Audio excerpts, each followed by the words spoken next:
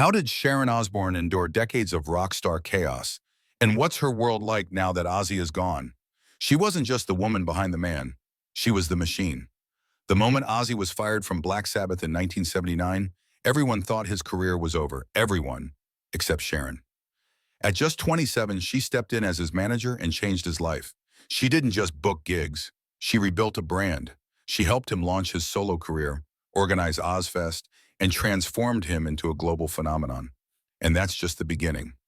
Behind the scenes, though, things were never as polished as they looked. Their marriage was a storm, intense love, addiction battles, betrayals, and comebacks. Ozzy famously admitted to relapsing multiple times, including a chilling 1989 incident when he tried to strangle Sharon during a blackout. He was arrested, went to rehab, and the two eventually reconciled.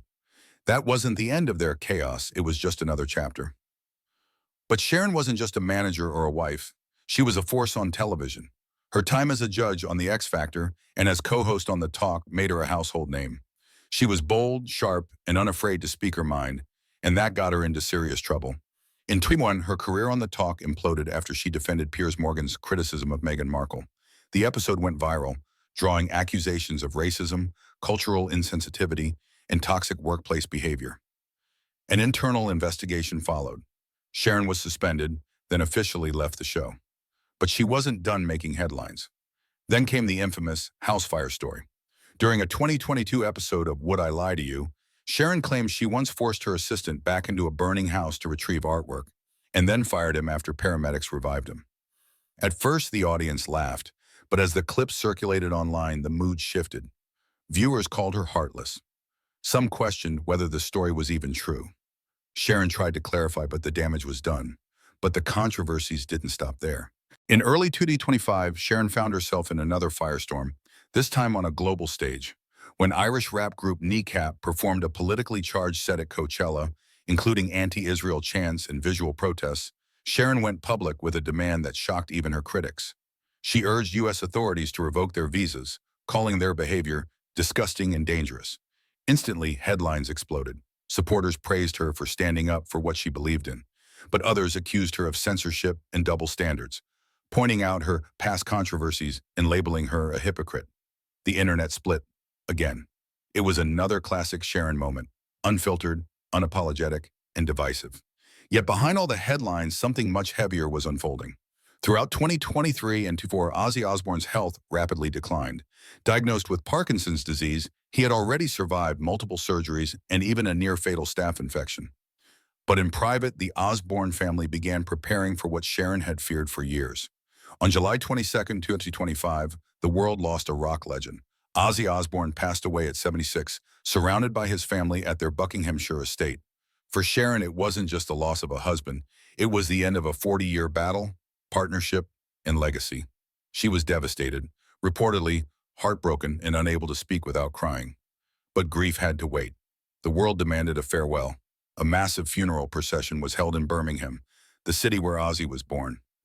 Tens of thousands lined the streets, many wearing Black Sabbath shirts, some blasting Crazy Train from portable speakers. It wasn't just a goodbye, it was a pilgrimage. And Sharon led it all with solemn grace. She wore a black coat, dark glasses, and around her neck, Ozzy's wedding ring dangling from a simple gold chain. It was subtle but powerful. She didn't speak much. She didn't need to. Her children followed closely behind. Kelly wore her father's signature round sunglasses. Jack had a silver cross pinned to his chest. Even Amy, the Osbourne daughter, who had always avoided the limelight, appeared wearing a symbolic bat brooch, a quiet nod to her father's most infamous onstage moment. It was a rare show of unity for a family often at odds, and what happened after the funeral would stun even longtime Osbourne fans. For most fans, the Osbournes were always a four-person unit: Ozzy, Sharon, Kelly, and Jack. But during the funeral, the long-forgotten fifth family member, Amy Osbourne, stood quietly by their side. It was a rare public appearance, and it raised questions that had lingered for decades. Amy has always kept herself distant from the family's public chaos.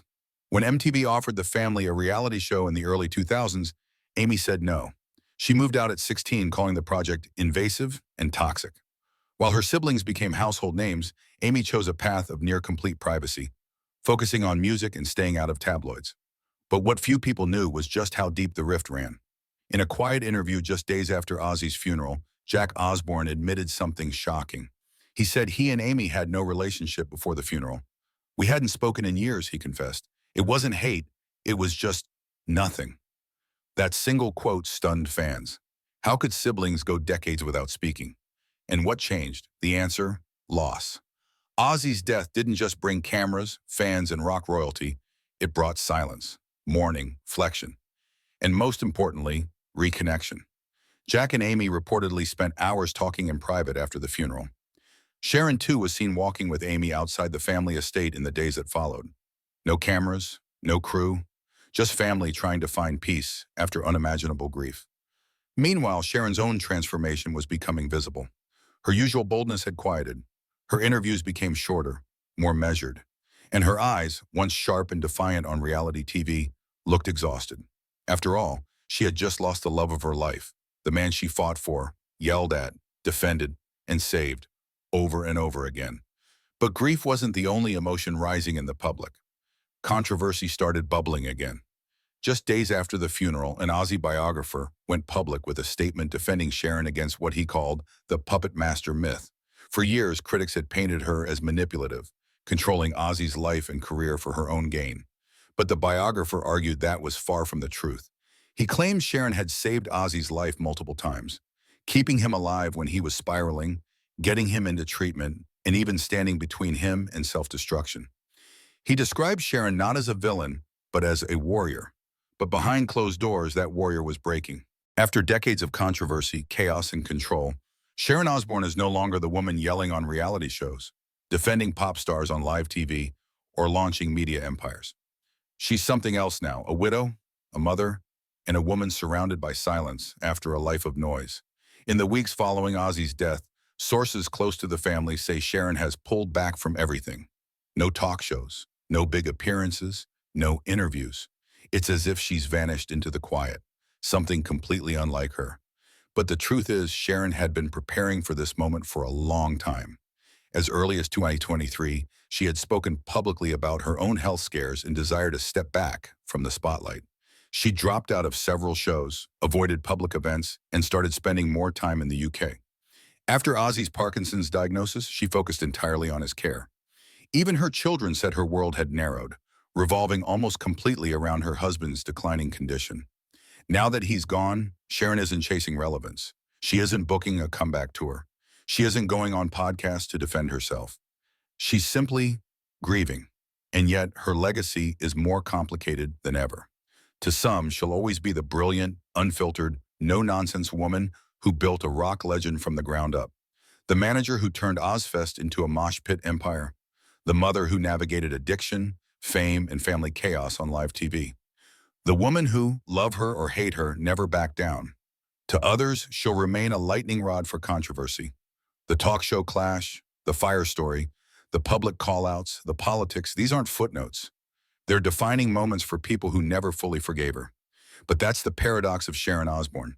She lived loudly, loved fiercely, fought openly, and now she mourns quietly. Her story isn't clean, it's messy, complicated, and completely unforgettable.